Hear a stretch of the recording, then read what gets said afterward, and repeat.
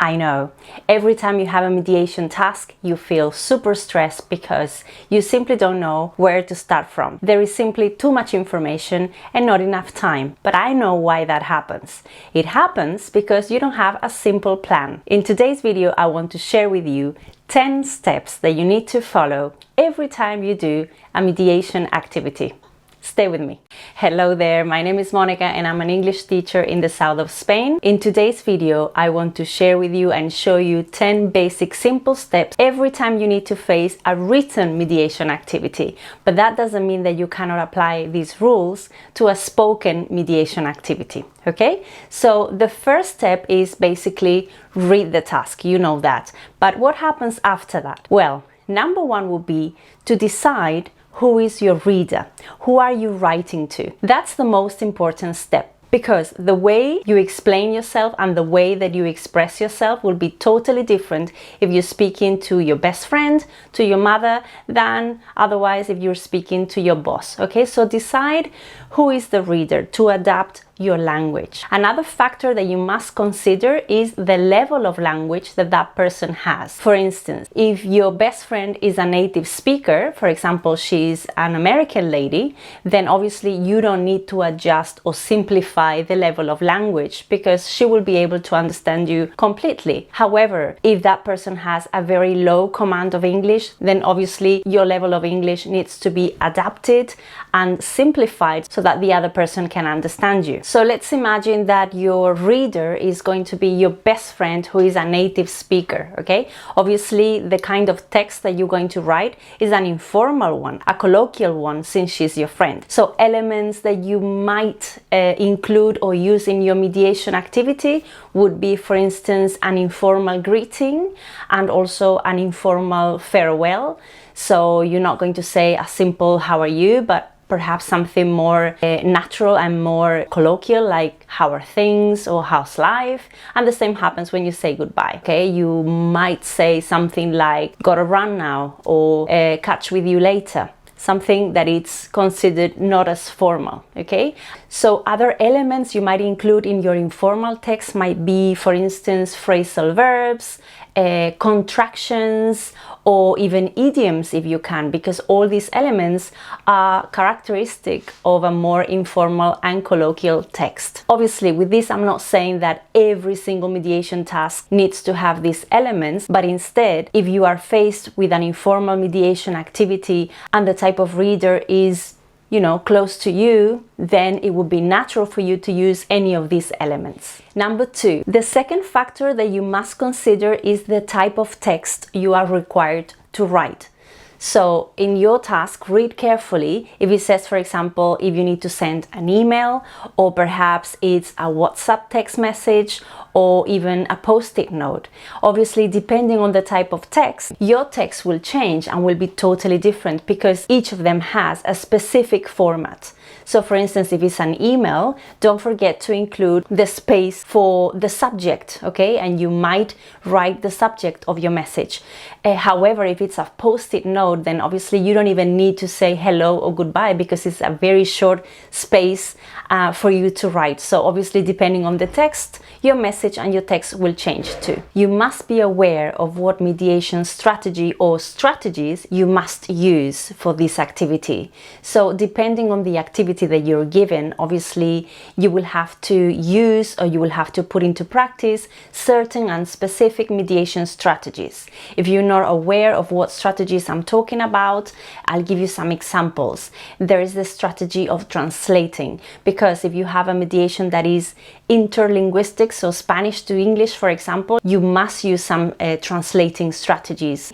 Then other strategies might be, for example, summarizing. You might have a long article and then maybe the task requires you to summarize the most important elements of the text. Perhaps another strategy that you might use is paraphrasing. This is a very common strategy in mediation because obviously it's important for you to express the main ideas in your own words, and for that it's not ideal to copy or repeat the exact word, but use your own words and explain the main concept in a different way. Step number 4. As we mentioned earlier in the video, one of the most frightening things about mediation is that you are given way too much information sometimes, and it's difficult and very overwhelming to think, okay, now what? I need to do something with this information, but it's too much, okay? Here is where your friends, the highlighters, come into place, okay? So make sure you have some markers, some highlighters, some pencils, whatever you prefer. Okay, but use these tools to help you visualize very, very quickly what is relevant to the task and what is unnecessary. You cannot imagine how many times my students and students in general make the mistake of including unnecessary details in the text. So my recommendation is simply be very, very ruthless, okay? Be very, very cruel, just selecting the most relevant and significant information of all the text that you are given. And why highlighters? Why markers? Because they help you see at a glance very, very quickly the most important things. Remember, all these steps that I'm telling you today is just to help you prepare for the task when the time starts. But this is pre-task. This is the things that you do before the activity even begins, okay? Step number 5. Now, this is an optional step. You might skip it if you want to, but many times after you have highlighted the most relevant parts of information of the text, you might have to rethink again. Why? Because we are so ambitious saying, oh, this is important and this is also important. Oh, I cannot forget this one. But then later we realize, oh my God, we have a word limit. You might have a word limit that is around 80 words, 100 words, 60 words, even depending on the area where you live in Spain and also the level. So after you have highlighted the most important thing, do this step again, repeat the process again, okay? Go through all your relevant pieces of information and maybe skip or cross out some that you originally included. Step number 6. Again, this is preparation for the main activity. All you're doing now is preparing for when the moment begins, okay? So this step is think about possible synonyms or ways to rephrase an idea, okay? Now, as you know, mediation is known for transmitting to another person what is in the original text, okay? In order to do that, obviously, you cannot simply repeat every single word of the original text, because then that would be cheating, because that would be just simply reading the original text to another person. What we need to do is select the most important information, summarize the main points, and use our own words or synonyms to explain the key words or the key elements of the text. Now, with this, I'm not saying that you need to have a synonym for absolutely everything. This is something that is very frustrating for some of you, because many times you say, Monica, but I was thinking and thinking for many minutes about synonyms of the word dog. Can you imagine finding a synonym for the word dog? There isn't any. And even if you found a way to rephrase the word of dog, it would sound very, very weird. You know, animal with 4 legs and a tail, it doesn't really go, okay? So I'm not saying that you need to have synonyms for every single word and that you cannot repeat any word at all from the original text. But obviously, the most important and full of content and replaceable words, you must find a synonym or another way to express it. Let me give you an example. Just say that your mediation activity is about a leaflet that gives lots of information about depression for teenagers. Okay, this is an activity that I recently did with my students. So one of the words that appears on the leaflet is the word sad. Obviously, I know that you know many synonyms or different words that mean the same thing as sad. So for example, you might prepare on the piece of paper possible synonyms such as miserable, such as unhappy, the word depressed or down. All these words are synonyms for sad. So simply just take a note, write them down on the side of your paper and have them ready for when you start doing the mediation activity. Step number 7, possible grammar structures. Now, this is possibly the hardest part of the whole process, which is how can I show my advanced grammar in only 80 or 60 or 70 words. It sounds like an impossible task, doesn't it? It definitely is. It's definitely a challenge, but it's not impossible, because as everything, you need to be prepared, and you need to practice a lot, okay, before the moment comes. So what I would recommend doing in terms of grammar is first think about the grammar structures that are required in the level you are studying. In case you are an EOI student, okay, and you attend class, think about what grammar structures you are studying currently in class, okay? So for instance, if you are in B2 or even C1, you might be practicing the conditional sentences, maybe the third type conditional, or perhaps you're studying the structure with I wish, or you might have studied the impersonal passive, okay, all these structures. So make a list of the main grammar structures that are studied in your level and have them ready, and see in what way, okay, when you are given the mediation task, you can include some of them. So for instance, just say that you want to use, or you think it's possible to use, a conditional sentence. I'll give you an example that can be used in any or in many mediation activities. Many times you are asked to give advice to the other person. Why not using a second conditional?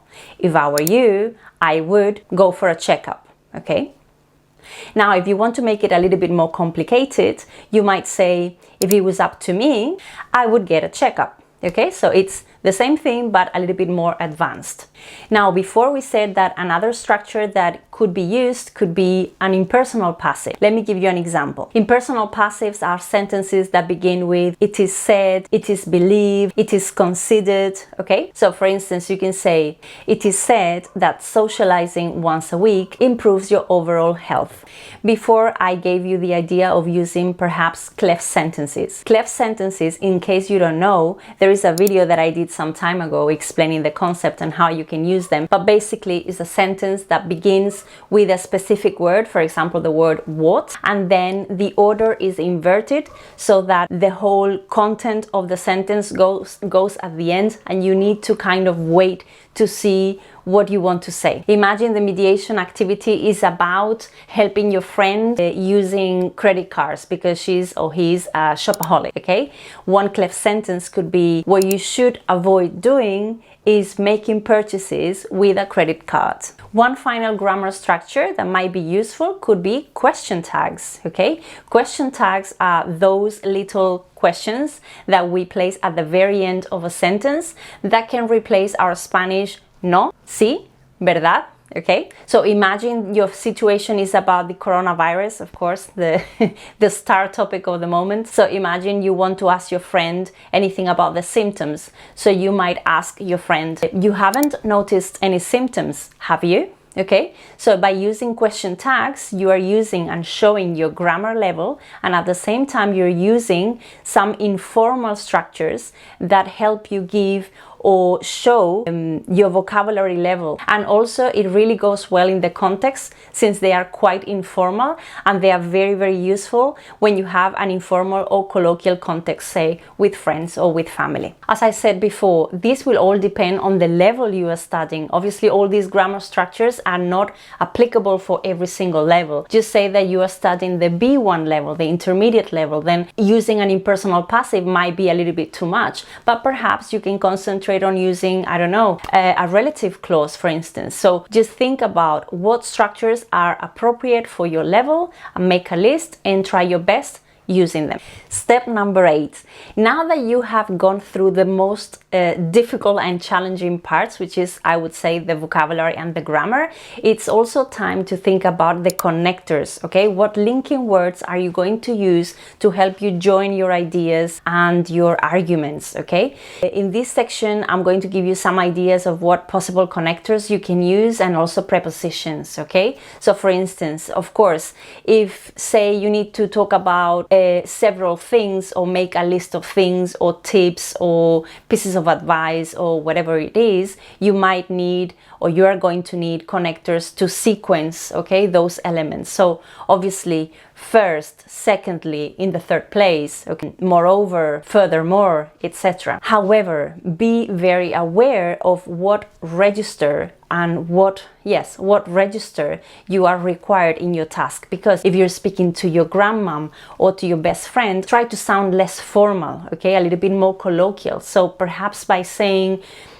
secondly or furthermore, moreover, is gonna sound a little bit strange. So when you are listing things and you are adding one extra thing, one of my favorite connectors to use that is highly or quite informal is the connector plus. Okay, so just say that I don't know, I read in a leaflet that you should do plenty of exercise and visit your doctor, plus you need to drink lots of water and exercise daily. Okay, so plus it would be like the equivalent of moreover, however in a more informal context. Now if you are showing a contrast, then remember the useful pair of connectors on the one hand, on the other hand.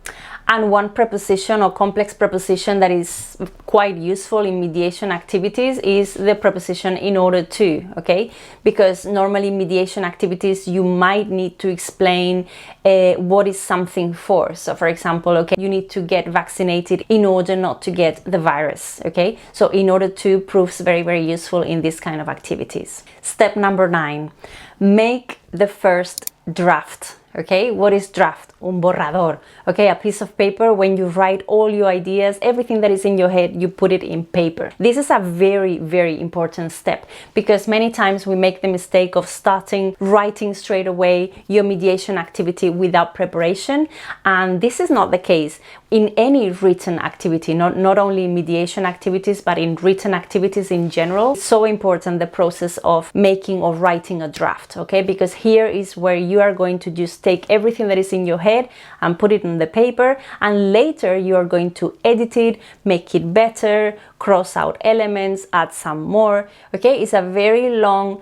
and elaborate process, but we shouldn't rush it. It's very, very important that you do it. So don't even think about handing in your paper straight away without having prepared a draft first. And now the final step. Step number 10 is making the second draft. So don't think that doing or making the first draft is enough. You need a second one. Why? Because you need to go through the first one and proofread the text, change anything that you don't really like, add something extra, think about a better way of expressing the same idea, you know, just edit everything, cross out, add some new things in order to make your text even better. And most importantly, adjust your text to the word limit you are given. So imagine that it's a beautiful text, but maybe it's way too long. This is the moment now to reduce and cut out, okay, all the unnecessary or not so important information and leave it ready within the word limit.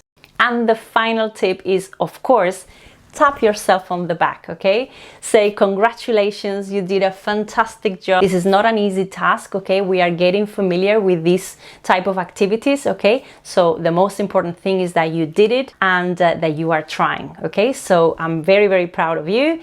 Keep on working hard, and I will see you in the next video. Take care. Bye-bye. By the way, I'm preparing a mediation activity where I would like to show you a real example of a mediation activity, and I would like to correct it, okay, at the same time I'm showing you on video. If it sounds interesting to you and if it's something that you would like to see, please leave me a comment, okay, with some emojis, some maybe a praying sign or a happy face, whatever you feel like, okay, to let me know that is something that you are interested in.